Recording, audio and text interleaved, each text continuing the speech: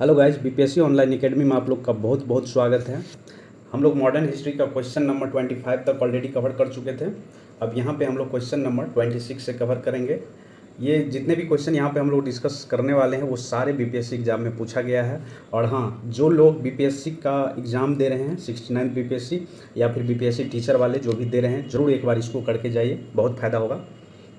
ठीक है, इसी कल से जो है एक नया सीरीज आएगा जिसमें टेस्ट सीरीज जो अलग अलग कोचिंग का है वो उसका वीडियो आएगा, उसका डिस्कशन हम लोग करेंगे।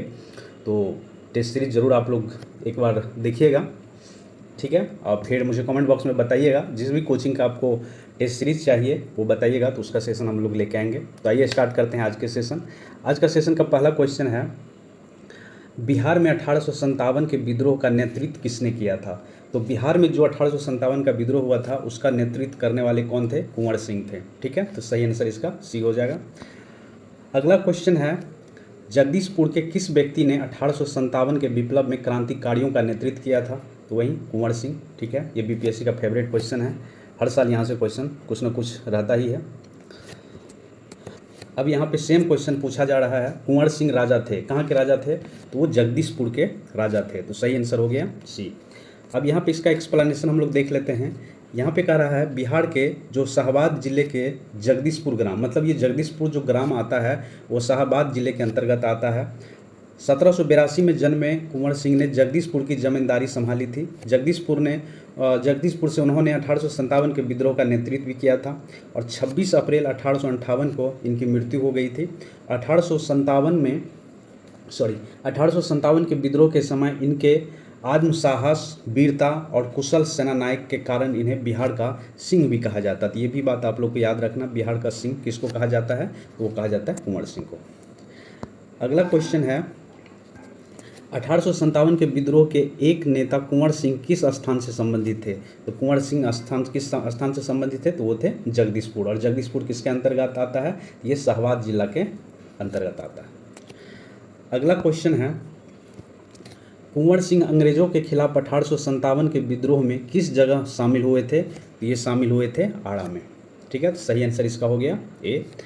और इसका एक्सप्लेनेशन जो दिया है, 25 जुलाई 1857 को दानापुर में सैनिकों की 3 रेजिमेंट ने विद्रोह कर दिया था।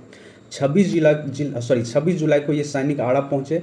यहाँ कुंवर सिंह ने इसका नेतृत्व स्वीकार किया और इस प्रश्न का जो उत्तर है बिहार लोक सेवा आयोग ने पटना माना, जबकि सही उत्तर जो है वो आड़ा होना चाहिए।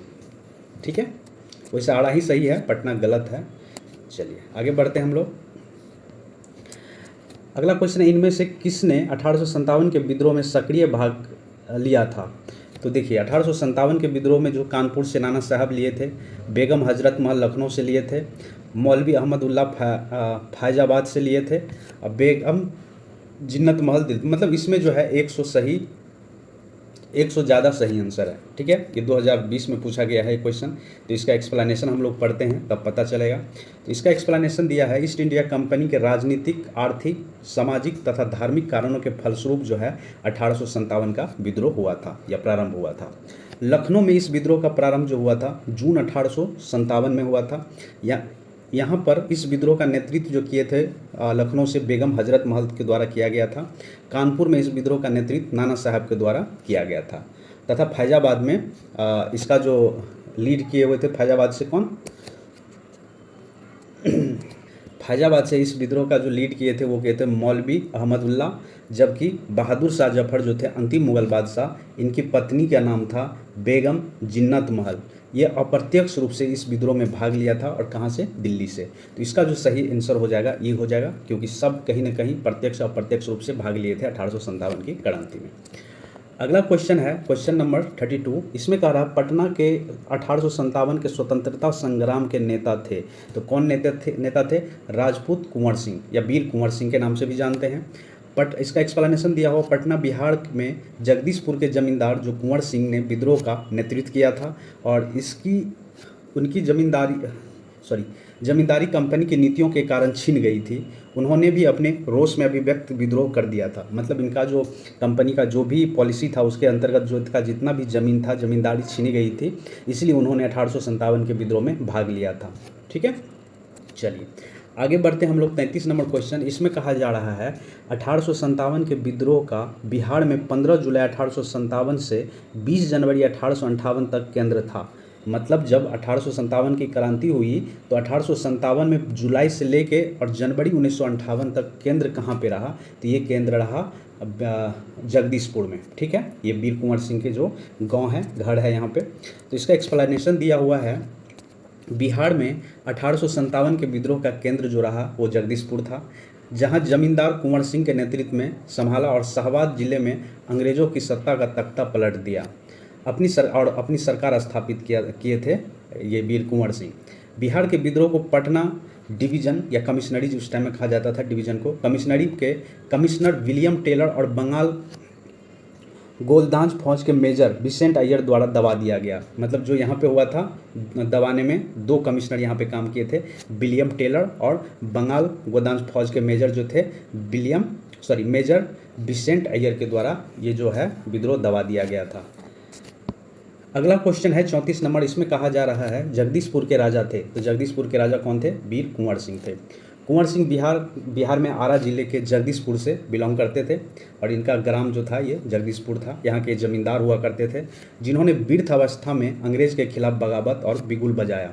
विद्रोह के दौरान उन्हें बिहार का सिंह कहा जाने लगा। याद रखिएगा, बिहार का सिंह किसे कहा जाता है, तो कहा जाता है कुंवर सिंह को। अगला क्वेश्चन है 35 नंबर। इसमें कहा जा रहा है कुंवर सिंह ने 1857 के विद्रोह का नेतृत्व किस प्रांत से किया था, तो ये किए थे बिहार प्रांत से। सही आंसर इसका सी हो जाएगा। इसका एक्सप्लेनेशन दिया हुआ है, बिहार में 1857 के विद्रोह का नेतृत्व आरा के विशाल रियासत के वृद्ध राजपूत या जमींदार जिनका नाम था कुंवर सिंह ने किया था, जो शीघ्र ही पटना के समीप दानापुर, छोटा नागपुर, रांची, पलामू आदि सहित बिहार के कई भागों में फैल गया था। कुंवर सिंह ने लंबे समय तक बहादुरी और उत्साहपूर्वक अंग्रेजों से संघर्ष किया और लगभग 10 माह लंबी सफल लड़ाइयों के बाद युद्ध में प्राप्त घाव के कारण उनकी मृत्यु हो जाती है 26 अप्रैल 1858 को। तो याद, इनका जो मृत्यु हुआ था वो भी डेट आप लोग को याद रखना है कि कुंवर सिंह की मृत्यु कब हो गया था, 26 अप्रैल 1858 को ये शहीद हो गए थे। ठीक है 36 नंबर। इसमें कहा जा रहा है 1857 के विद्रोह का नेतृत्व बिहार में किसने किया था, तो ये किया गया था कुंवर सिंह के द्वारा नेतृत्व किया गया था। सही आंसर बी हो जाएगा। 37 नंबर क्वेश्चन कह रहा है बिहार में 1857 के विद्रोह का नेतृत्व किसने किया था, फिर वही क्वेश्चन, तो ये किया गया था वीर कुंवर सिंह के द्वारा। अगला क्वेश्चन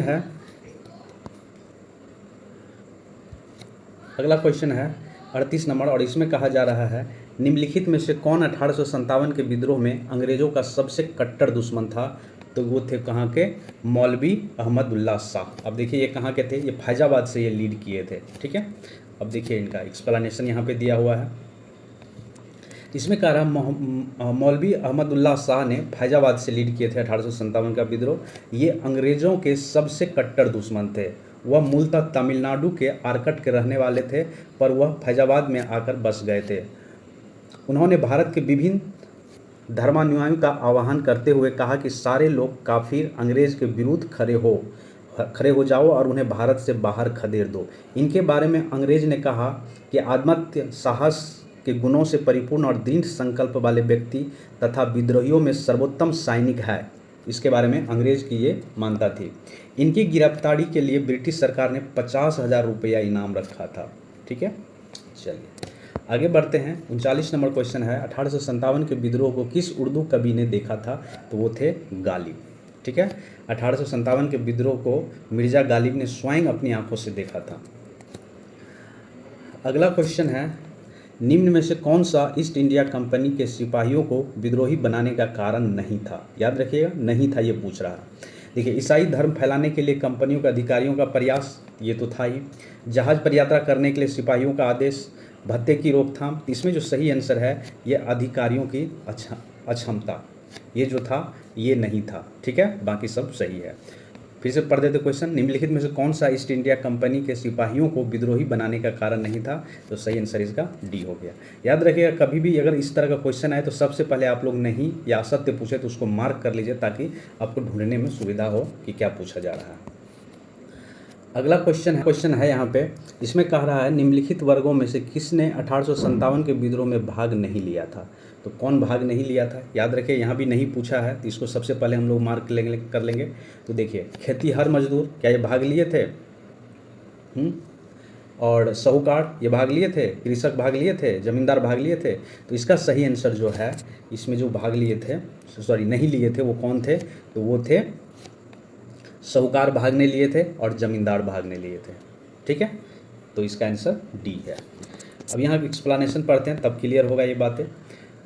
देखिए यहाँ पे कह रहा है कि 1857 के विद्रोह बड़े क्षेत्र में फैला हुआ था और इससे जनता का व्यापक समर्थन प्राप्त था। फिर भी पूरे देश को या भारतीय समाज को सभी अंग तथा वर्गों को अपनी लपेट में नहीं ले सका, मतलब कि इंडिया के सभी वर्गों का लोग इसमें सम्मिलित नहीं थे। यह दक्षिण भारत तथा पूर्वी और पश्चिम भारत के अधिकांश भागों में नहीं फैले, ये लगभग उत्तर भारत में ही सीमित रह गया। भारतीय रजवाड़ों के अधिकांश शासक तथा बड़े जमींदार के पक्के स्वार्थी तथा अंग्रेज की शक्ति से भयभीत थे और विद्रोह में शामिल नहीं हुए।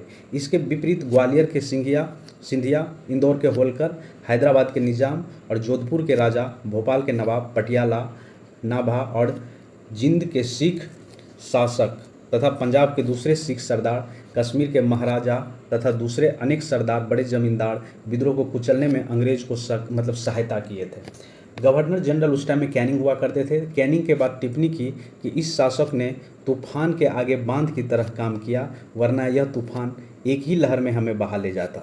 ठीक है, ये इसके बारे में कह रहा है जो अंग्रेज़ों को सहायता किया इस विद्रोह को दबाने में। व्यापारियों और शिक्षित वर्ग ने कलकत्ता और बम्बई में सभाएं कर अंग्रेज की सहायता के लिए प्रार्थना की। उच्च तथा मध्य वर्गों के अधिकांश लोग विद्रोहियों के आलोचक थे। विद्रोह में शामिल अवध के बहुत से तालुकदार बड़े जमींदार ने अंग्रेज़ों से आश्वासन पाकर उनकी जागीरदारी जो है वापस दे दिया जाएगा, विद्रोह से किनारा कर लिया जाए। मतलब जो भी बड़े बड़े जमींदार या तालुकदार थे वो उसको कहा जा रहा था कि आप लोग को ज़मीन आपको वापस मिल जाएगी, आप विद्रोह से अलग हो जाइए। ग्रामीण जनता के हमले का निशाना सूबेदार थे, इसीलिए वे स्वाभाविक तौर पर विद्रोह में शत्रु हो गए थे।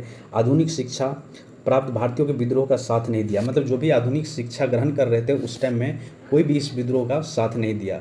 शिक्षित भारतीय देश का पिछड़ापन समाप्त करना चाहते थे। उनके मन में यह गलत आश्वासन भरा था कि अंग्रेज आधुनिकीकरण के ये काम पूरा करने में उसकी सहायता करेंगे। मतलब ये हुआ कि जो भी भारतीय शिक्षित थे वो चाह रहे थे कि यहाँ पे जो भी पिछड़ापन है तो उसको दूर किया जाएगा। तो अंग्रेज वो लोग को आश्वासन दे रहे थे कि हम जो आधुनिकीकरण लाएंगे उससे ये सारे पिछड़ापन जो है वो दूर हो जाएगा, आप जो है 1857 के विद्रोह से दूर रहे। तो अंग्रेज़ों को जो है इसको कुचलने में बड़ा सहायता हुआ। क्वेश्चन कर रहा है निम्नलिखित में से कौन सा कथन सही है? तो देखिए यहाँ पे है 1857 में दरभंगा, डुमराव और हटवा के महाराजाओं और उनके साथी जमींदारों ने आदमी तथा पैसे से अंग्रेज की मदद की। तो यही बिल्कुल ऑप्शन जो है सही है। बाकी और भी ऑप्शन है जो देख लेते हैं। आंसर इसका 42 नंबर का यही है। इसका एक्सप्लेनेशन कुछ इस प्रकार है कि 1857 के स्वतंत्रता संग्राम में बिहार के कुछ प्रमुख जमींदारों ने अंग्रेज की धन एवं जन दोनों से बड़ी सहायता की थी। अंग्रेज को इस प्रकार की मदद पहुंचाने वाले जमींदार में दरभंगा के महाराज, डुमराव एवं हटवा के जमींदार शामिल थे। ठीक है, और इसी सब के सहयोग से 1857 को विद्रोह जो है आसानी से कुचल दिया गया अंग्रेज के द्वारा। 43 नंबर क्वेश्चन कह रहा है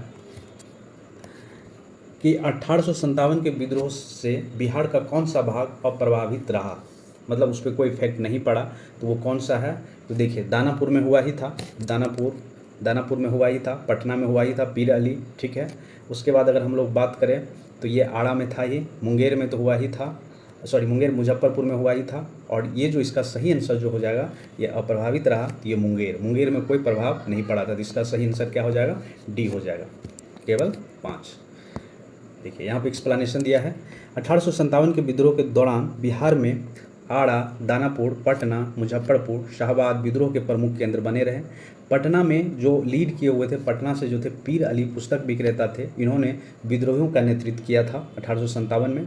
ग्रामीण जनता के बीच अंग्रेजी हुकूमत के विरुद्ध जो विद्रोही काम कर रहे थे उन्हें विद्रोही सिपाहियों का समर्थन भी किया था।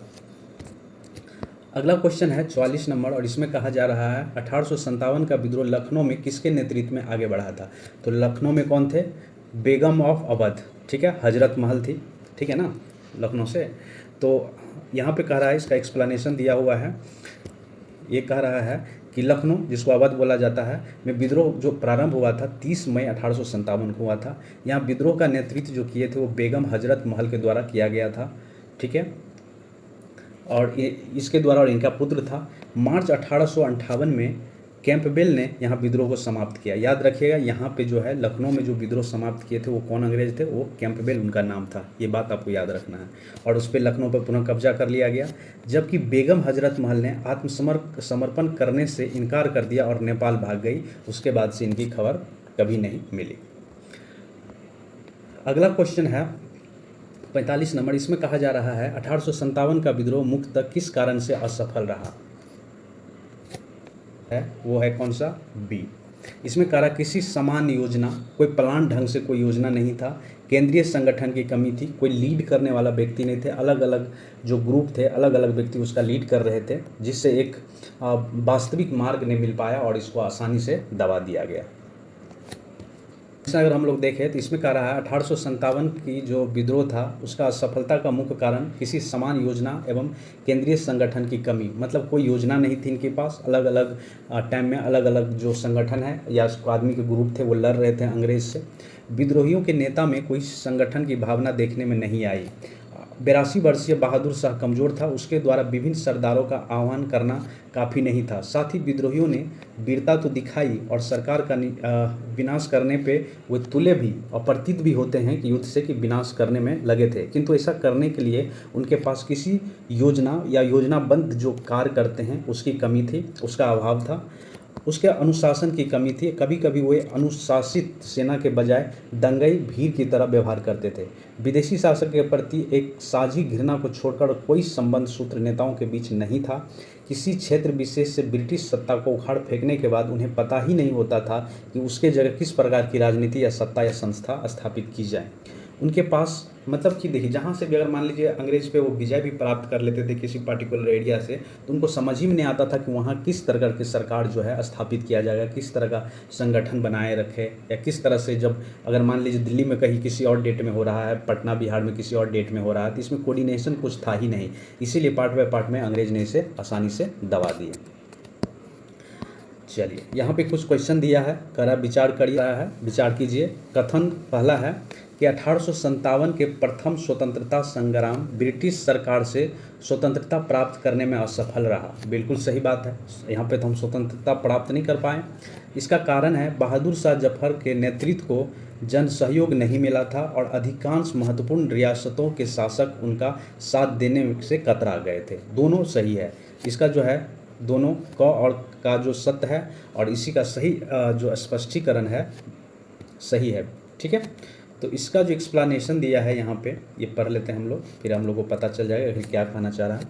1857 के विद्रोह का स्वरूप मुख्यतः जो था सामंतवादी था, जिसमें कुछ राष्ट्रवाद के तत्व विद्वान थे। अवध और रुहेलखंड के तथा अन्य उत्तरी भारत के सामंतवादी तत्वों ने विद्रोह का नेतृत्व किया और दूसरी ओर अन्य सामंतवादी तत्व जैसे पटियाला अगर बात करें, जींद बात करें, ग्वालियर बात करें, हैदराबाद के राजा की बात करें, विद्रोह का दमन करने में ये सहायता किए थे अंग्रेजों के, ठीक है। संकट के समय में कैनिंग ने कहा था, यदि सिंघिया भी विद्रोह में शामिल हो जाता तो मुझे कल ही बिस्तर गोल करना होता। ये देखिए खुद किसका, ये कैनिंग का स्टेटमेंट है कि अगर जो ग्वालियर के सिंघिया थे जो अगर वो पार्टिसिपेट करते युद्ध में तो हम लोग को जो है कल बोरा बिस्तर लेके यहाँ से रवाना होना पड़ता। अगला क्वेश्चन है 47 नंबर। इसमें कहा जा रहा है महारानी विक्टोरिया ने भारतीय प्रशासन को ब्रिटिश ताज के नियंत्रण में लेने की घोषणा कब की थी? तो ये किया गया था 1 नवंबर 1858 को। क्वेश्चन दिया हुआ है कि 1857 की क्रांति के दमन के पश्चात 1 नवंबर 1858 को महारानी विक्टोरिया ने भारतीय प्रशासन को ब्रिटिश ताज के नियंत्रण में लेने की घोषणा की। इस घोषणा के बाद भारत में कंपनियों के शासन को समाप्त कर भारत को सीधे ब्रिटिश क्राउन के अधीन कर दिया गया। ये भारत मंत्री या सचिव तथा 15 सदस्य वाली एक इंडियन काउंसिल की स्थापना की गई। तत्कालीन गवर्नर जनरल के रूप में जो अपॉइंट किया गया वो लॉर्ड कैनिंग को, जो कि भारत का प्रथम वायसराय रहा, ठीक है। और ये लास्ट गवर्नर जनरल थे हमारे इंडिया के और प्रथम वायसराय थे।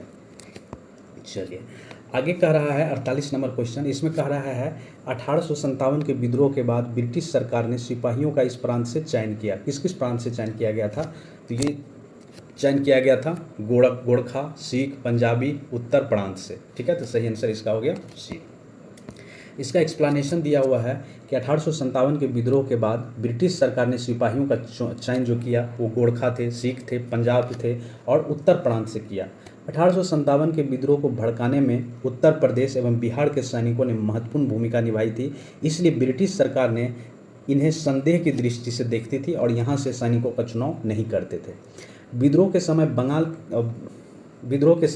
बंगाल सेना के 60% सैनिक अवध तथा उत्तरी पश्चिम यूपी प्रांत के थे। विद्रोह के लिए भारतीय सेना उत्तरदायी थी। इस कारण से 1 नवंबर 1858 को महारानी विक्टोरिया के घोषणा पत्र के अंतर्गत सेना का पुनर्गठन किया गया और जो विभाजन और प्रतिलोभन की नीति पर आधारित था।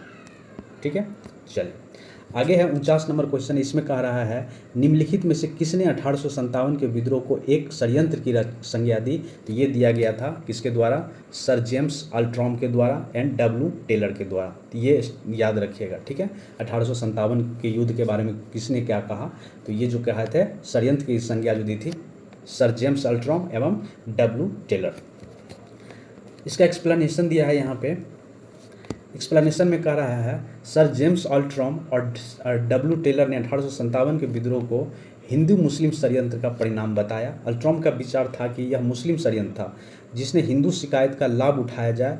जॉन लॉरेंस और सीले के अनुसार वह केवल जो है एक सैनिक विद्रोह था। ये भी नाम याद रखिएगा, जॉन लॉरेंस एवं सीले, ये दोनों का कहना था, ये इतिहासकार का कहना था कि ये एक सैनिक विद्रोह था। और अगला है सर जॉन सीले के अनुसार 1857 का विद्रोह एक पूर्णतः देशभक्त रहित और स्वार्थी सैनिक विद्रोह था जिसमें न कोई स्थानीय नेतृत्व था और न ही इसे सर्वधारण का समर्थन प्राप्त था। इसके अनुसार यह एक स्थापित सरकार के विरुद्ध भारतीय सेना का विद्रोह था। क्वेश्चन है 1857 के विद्रोह को किसके द्वारा प्रथम भारतीय स्वतंत्रता संग्राम के रूप में वर्णित किया गया? तो ये किया गया है बी.डी. सावरकर के द्वारा। तो सही आंसर इसका ए है दिया हुआ है। और यहाँ पे कह रहा है कि बी.डी. सावरकर ने अपनी पुस्तक the Indian war of independence 1857 में 1857 के विद्रोह के को सुनियोजित स्वतंत्रता संग्राम या प्रथम भारतीय स्वतंत्रता संग्राम की संज्ञा दी थी। ये किसके द्वारा दिया गया था? बी.डी. सावरकर के द्वारा दिया गया था। अगला क्वेश्चन है और इसमें कहा जा रहा है निम्नलिखित में से कौन सा आयोग 1857 के विद्रोह दमन के बाद भारतीय फौज के नव संगठन से संबंधित है? तो ये है पील आयोग। पील आयोग का गठन किया गया था, याद रखिएगा। चलिए इसका एक्सप्लेनेशन हम लोग देख लेते हैं। और इसमें कहा जा रहा है कि 1857 के विद्रोह के दमन के बाद ब्रिटिश सरकार ने भारतीय फौज को नव गठन के लिए पील आयोग का गठन किया गया। अब इसमें क्या होता था, देखिए पील आयोग में इनका मानना था कि जो विद्रोह किया था वो उत्तर प्रदेश और बिहार के सैनिकों के द्वारा किया गया था, जिससे कि यह जो सैनिक का एक गठन हुआ था तो उसमें सैनिक जो मतलब कि अपॉइंट लिया गया था वो उत्तर प्रदेश और बिहार से नहीं किया गया था, वो गोरखा का लिया गया था, सिख रेजिमेंट वगैरह ये सब बनाया गया था, जिसने सेना के रेजिमेंट को जाति, समुदाय और धर्म के आधार पर बांटने या विभाजित करने का कोशिश किया। यूरोपीय सैनिक की संख्या 1857 से पूर्व जो थी 45,000 ही थी, जो बढ़ के कितना हो गया था 65,000 कर दी गई थी, तथा भारतीय सैनिक की जो संख्या था 2,38,000 से घटकर 1,40,000 कर दिया गया था। बंगाल में यूरोपीय सैनिक का भारतीय सैनिक का जो रेशियो था ये 1:2 था, मतलब 2 इंडियन सैनिक पे 1 जो है वो ब्रिटिश सैनिक हुआ करता था, ये अनुपात रखा गया था। जबकि मद्रास बम्बई में जो था 1 पे 3 था, क्योंकि देखिए यहाँ पे ज़्यादा कर दिया गया था क्योंकि यहाँ पे तो विद्रोह हुआ नहीं था, ज़्यादा इफेक्ट जो हुआ था वो बंगाल, बिहार, उड़ीसा ये सब में हुआ था, तो वहाँ पे 1:2 का रेशियो कर दिया गया था। चलिए आगे है नील विद्रोह किसके बारे में था? तो नील विद्रोह जो था इसका सही आंसर है इसका सही आंसर है सी। और इसमें कहा जा रहा है रैयत नील की खेती नहीं करना चाहते थे, मतलब जो वहाँ किसान थे वो नील की खेती नहीं करना चाहते थे, पर उनसे एक अमान्य मूल्य पर ज़बरदस्ती करवाई जा रही थी। तो यही था क्या, इसी के चलते ये नील विद्रोह हुआ था। सही आंसर हो गया इसका सी। इसका एक्सप्लेनेशन हम लोग देख लेते हैं। 1859 और 60 में बंगाल के नदिया जिले में, ये याद रखिएगा, नदिया जिले के गोविंदपुर में विष्णु विश्वास और दिगंबर विश्वास के नेतृत्व में नील बगानों के मालिक के विरुद्ध हुआ, मतलब उसके विरुद्ध एक बगावत हुई। यह आंदोलन नील विद्रोह के नाम से जाना जाता है। विद्रोह का मूल कारण ददनी प्रथा थी, जिसमें बागवान मालिक किसानों को नील की खेती के लिए कुछ पैसा अग्रिम भुगतान कर देता था। भुगतान के बदले किसान को नील उगाने तथा उपज उसी बागान मालिकों को पूर्व निर्धारित दर पे बेचना पड़ता था। ठीक है, इस प्रकार की बेगार कृषि के विरुद्ध किसानों का विद्रोह हुआ। उसी विद्रोह का जो नाम रहा, कौन सा विद्रोह रहा? नील विद्रोह। इस पर दीनबंधु मित्र ने एक नाटक लिखा था जिनका नाम था नील दर्पण। ठीक है, तो हम लोग आज के सेशन में यही रखते हैं। क्वेश्चन नंबर 52 तक कवर किए हैं और नेक्स्ट वीडियो में इसके आगे हम लोग कवर करेंगे। Thank you for watching BPSC online academy. अगर अच्छा लगा सेशन तो लाइक करिए, शेयर करिए, सब्सक्राइब करिए। Thank you.